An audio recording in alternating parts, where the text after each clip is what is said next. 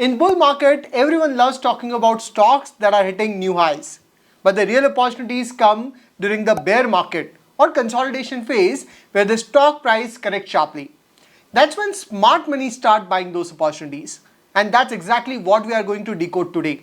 Because when some of India's top performing mutual funds are increasing their stake in certain companies despite underperformance, that deserve attention. So in this video, we'll look at 4 fundamentally strong companies, all leader in their category, whose share price have corrected significantly from the highs, yet top mutual funds are quietly accumulating them. We'll try to understand the business, what went wrong, and why fund managers are turning bullish again. Alright, let's get started. So one of the mutual funds that I closely track is Motilal Oswal Mid Cap Fund. This fund has a unique approach of having a concentrated portfolio of 20-25 companies that are growing at a fast rate. It has been one of the top ranked fund in mid-cap segment, consistently outperforming the category across 1 year, 3 year and 5 year rolling return, and same outperformance against the benchmark across time frame. Interestingly, this fund is consistently increasing stake in 2 retail chains of India that are leaders in the category, but their share price has underperformed big time in last 1 year. So first company is Trent. Look at the consistent increase in shareholding every quarter by Motilal Oswal Mid Cap Fund. Now a few years ago, Trent was known mostly for Westside, a premium fashion chain inside malls catering to upper middle class urban India. It was steady, profitable, but not explosive. And then came Zudio, the game changer. Actually, Trent found a massive gap where India's young population loves fashion but hates overpaying for it. For years, there were only 2 extremes. On one side, you had cheap, unorganized retail with no quality control. On the other side, you had expensive brands with heavy pricing. There was nothing in between, no brand offering trendy, good quality fashion at $499 or $799 price point.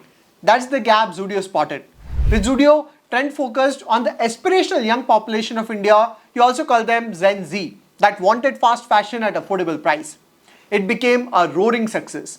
Within 4 years, Zudio's store count exploded from 116 to 766. It got reflected in company's financials as well.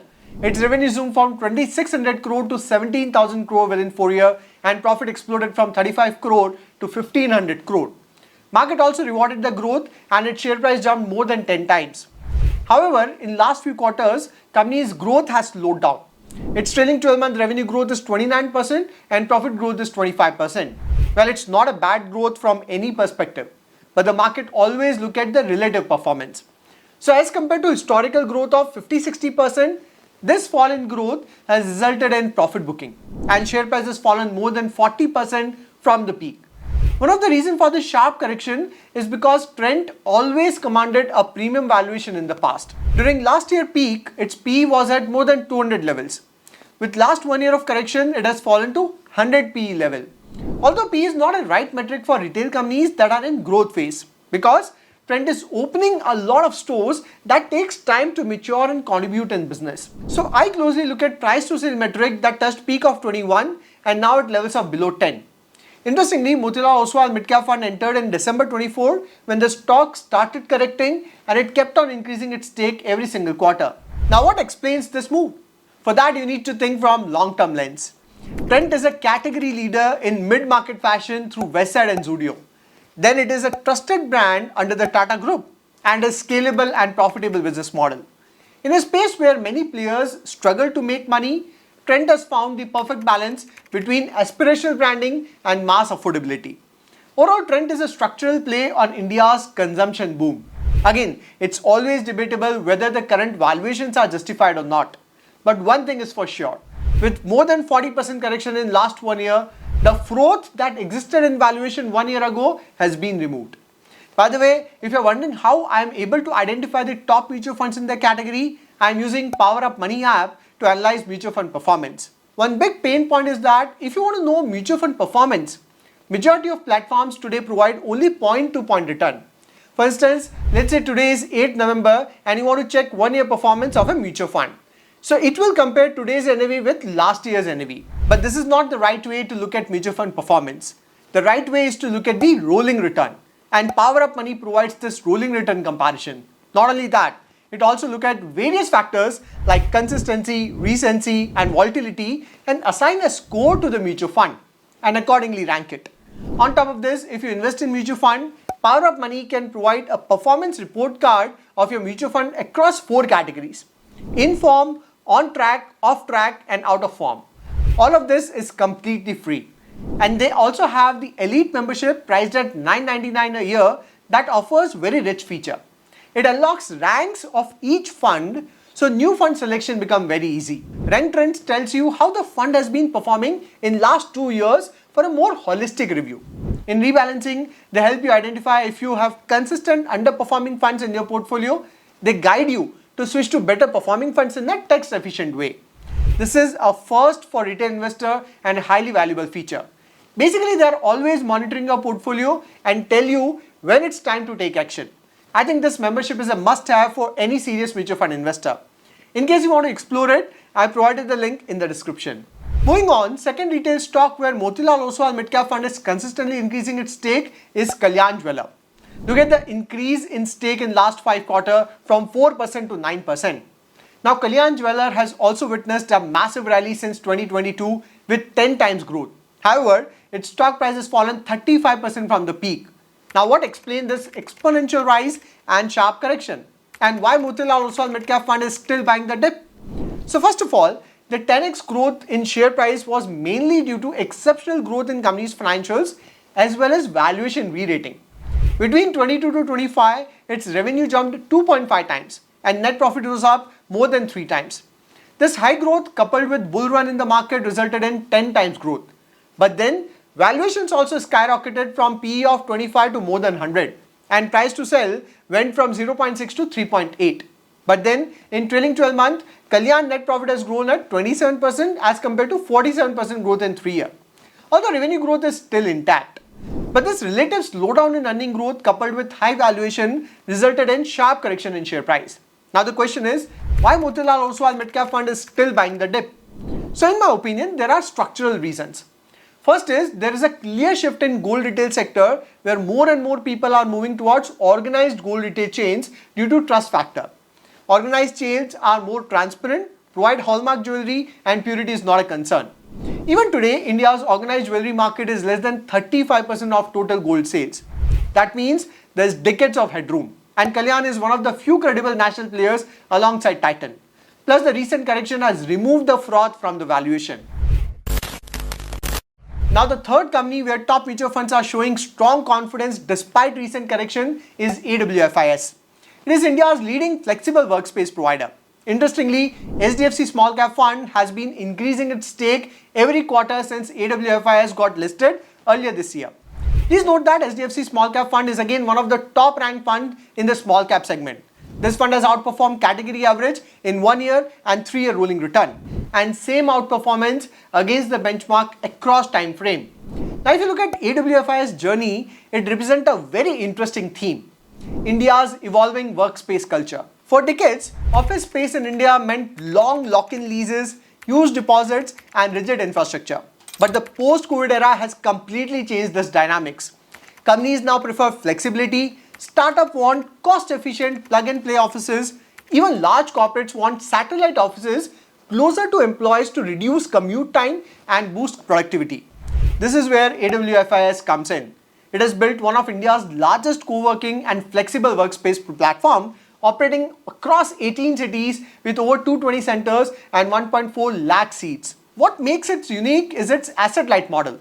Most of its centers are under managed aggregation or revenue sharing agreements with landlords. That means AWFIS don't need to buy and build property. It simply partners with property owners, set up premium workspaces and share revenue, allowing for fast expansion with limited capital. But if you look at numbers, company's growth has been phenomenal. In FY21, AWFIS had revenue of around 178 crore. By FY25, that number jumped to over 1200 crore, nearly 7 times growth. Operating profits have grown 9 times since 2021. Although due to high interest and depreciation, its profit before tax was negative till 2024 and has recently become positive. But company's cash flow is solid. Its share price doubled after the listing, but since August 24 highs, there is more than 30% correction. And that's where SDFC Small Cap Fund seems to be spotting value. Now, SDFC's investment philosophy has always been about identifying structurally sound businesses early those with large addressable market and scalability. And AWFIS perfectly fits that theme. India's commercial real estate is moving towards flexible workspace, corporates are rationalizing real estate cost, hybrid work culture is here to stay, and AWFIS, being an early mover, enjoys brand visibility, diversified client, and a scalable model. So while the market may be cautious in the short term, top institutions like HDFC Small Cap Fund are clearly betting on the long-term structural trend here. In fact, it's not just HDFC Small Cap. DI's stake in AWFIS is up from 13.5 during listing to now at 41%. Even FIs are increasing stakes since last 2 quarters, including Goldman Sachs.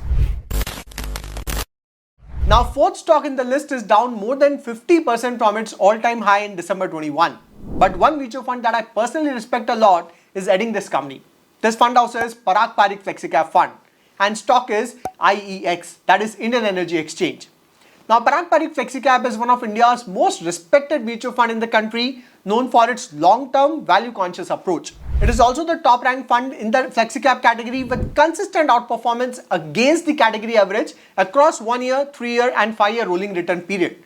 Likewise, it has outperformed Nifty 500 benchmark across time frames. It has recently purchased a massive stake in IEX, that too when the stock price tanked badly. The big question here is, why Parag Parikh FlexiCap is adding IEX when the stock has tanked badly? To understand this, we need to first understand the context.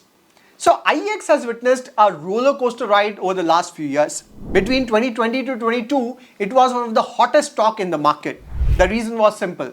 India's power demand was surging post-COVID, and IEX was seen as pure play on India's electricity market boom. At one point, its valuation touched a PE of over 100, and investors were expecting endless growth.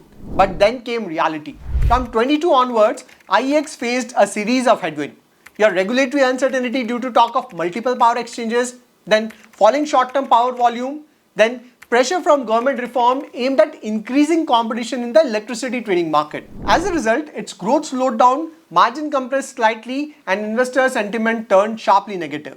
This stock corrected almost 60% from its high. And just when it was recovering from the lows, CERC approved market coupling for power exchanges. This was a direct blow on IEX moat. Basically, with market coupling, IEX would still facilitate power trades, but the price discovery would shift from IEX to the regulator.